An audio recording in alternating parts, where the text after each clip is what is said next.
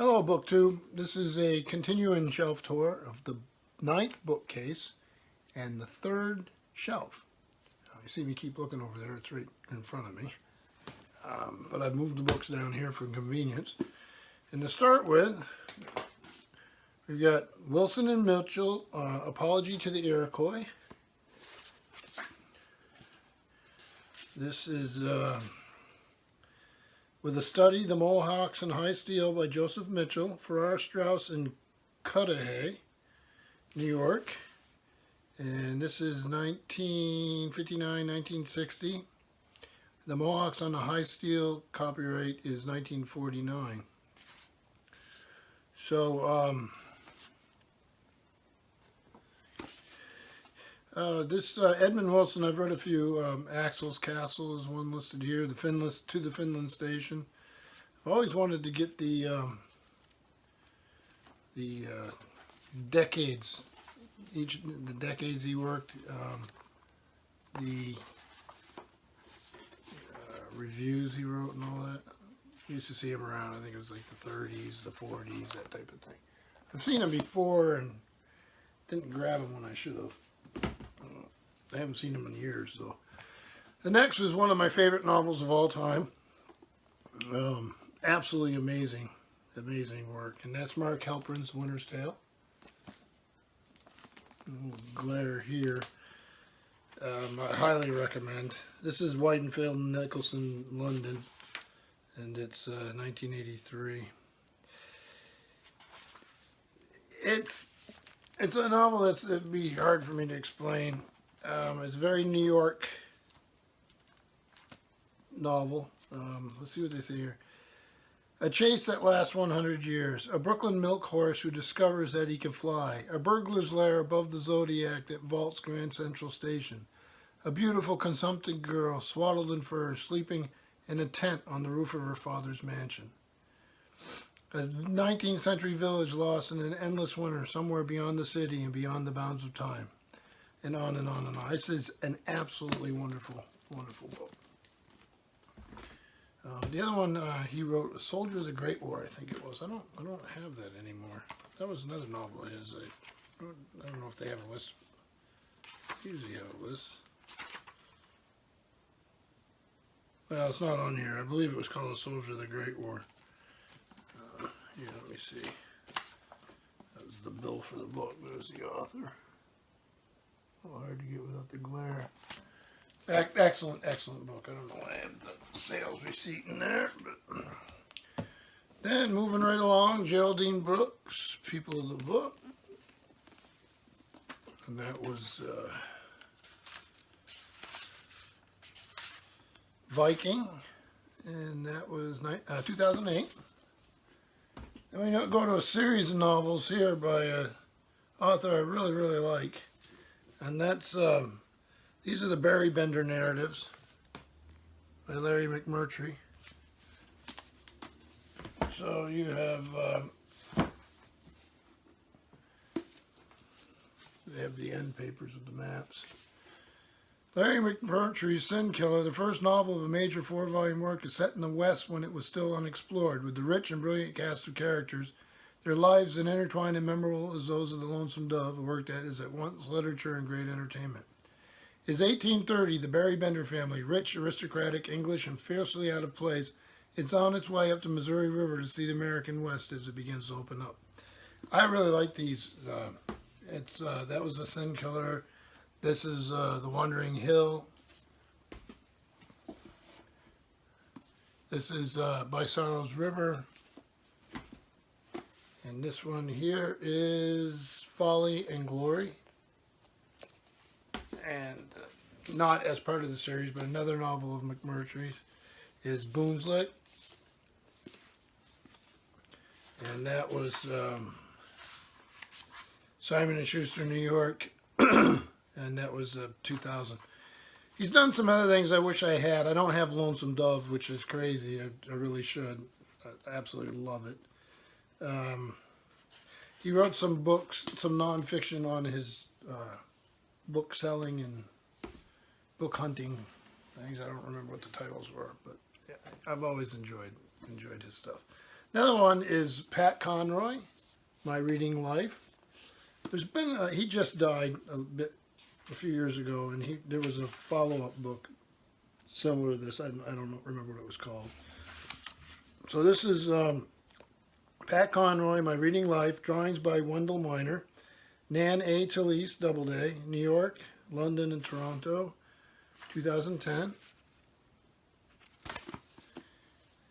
So a little bit about his lifetime of reading. Here's Michael Chabon, Gentleman of the Road.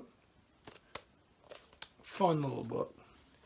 I don't know why I don't have a copy of The Adventures of Cavalier and Clay. I need to get one, which I also liked. This is illustrated by Gary Gianni, Valentine Books, New York, and it's 2000. My cat's over there just I think my watch is throwing light on the ceiling, and my cat's just making funny noises. So Michael Chabon, Gentleman of the Road. And here's another fun book. The Life and Times of Thunderbolt Kid, a memoir by Bill Bryson.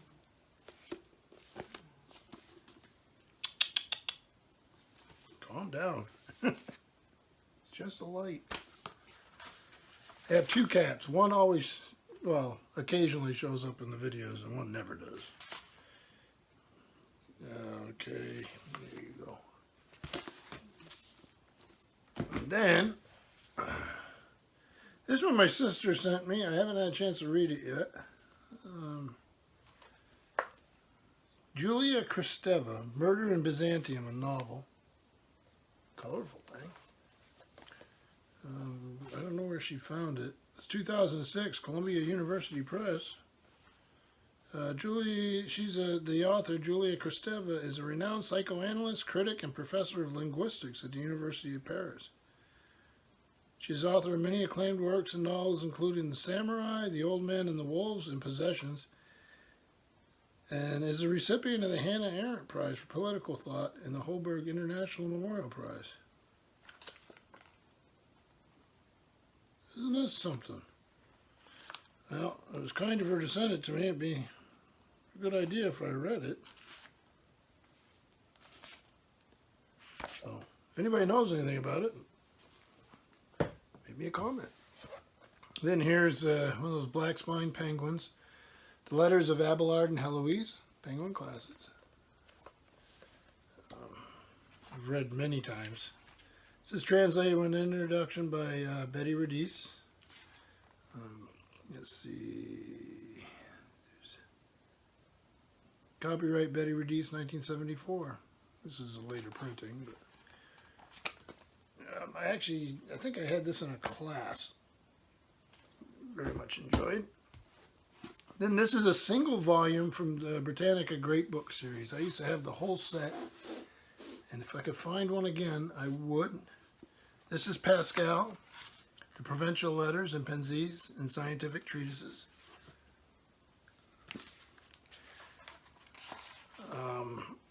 University of Chicago Great Books, 1952. So, I gave up, this is volume 33 in that set. I gave up my set years ago. Like I say, I always enjoyed having it, and I think I would, if I found one, I'd get it again. There's going to be gaps. This is it's a particular vision of the history of the Western canon. There's some gaps, but that's all right. It's still very valuable. And this is Dangerous Liaisons, another one of these penguin black spines by Delaclos. And this one, I love that cover. Full of action there. Let's see. This is translated with an introduction by P.W.K. Stone. And this was from, this is the 21st printing, but it was first published in 61. So 56 years ago. That one's not from 56 years ago. This one, the other one's cute. Cute cover. I just love her smile. Like she's sharp. It's Guy de Maupassant, Butterball, and forward by Germaine Greer. and little French flaps. I don't know who the photographs really of. Saint Remotissima Prope, 100 pages. Translated by Andrew Brown. Published by Hesper's Press Limited. Butterball remained erect and pale. Then suddenly turning crimson, she was so suffocated with rage that she could no longer speak. Finally, she exploded. You can go and tell that slob, that swine of a Prussian, that I will never consent. You hear me? Never, never. So, I saw the cover, and her face just jumps right out at you, doesn't it? And had to grab it. Then, Rousseau's Confessions on these Every Man Library volumes. A little plain looking. Edited and introduced by P.N. Furbank. It's Every Man's Library number 84.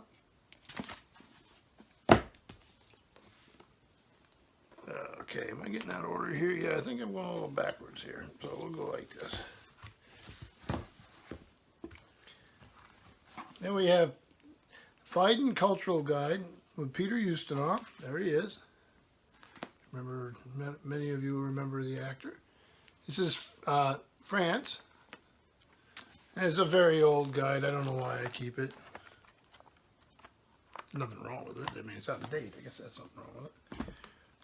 Then we have Wellington and Napoleon, Clash of Arms, 1807-1815 by Robin Nylund.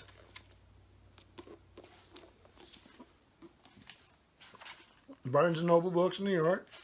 And this is was originally from 94, and this is 2002. So, story of Wellington and Napoleon. And moving right on the theme there, Napoleon Bonaparte, Alan Schoen, biography. And this one, oh, here's the end papers. Always love the maps. HarperCollins Publishers, 1997.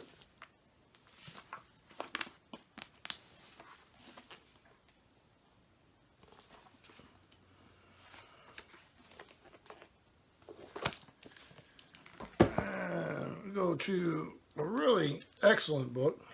Mine's a little beat up here, but Citizens, A Chronicle of the French Revolution, Simon Schama.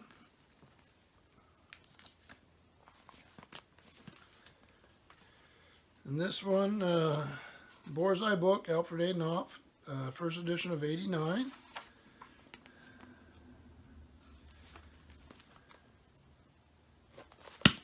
So, History of the French Revolution.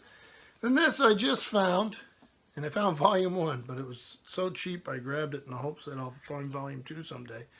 Fernand Braudel, The Identity of France, volume 1, History and Environment, translated by Sean Reynolds. And there's Braudel. And Harper and Row Publishers, New York. And this is 1988.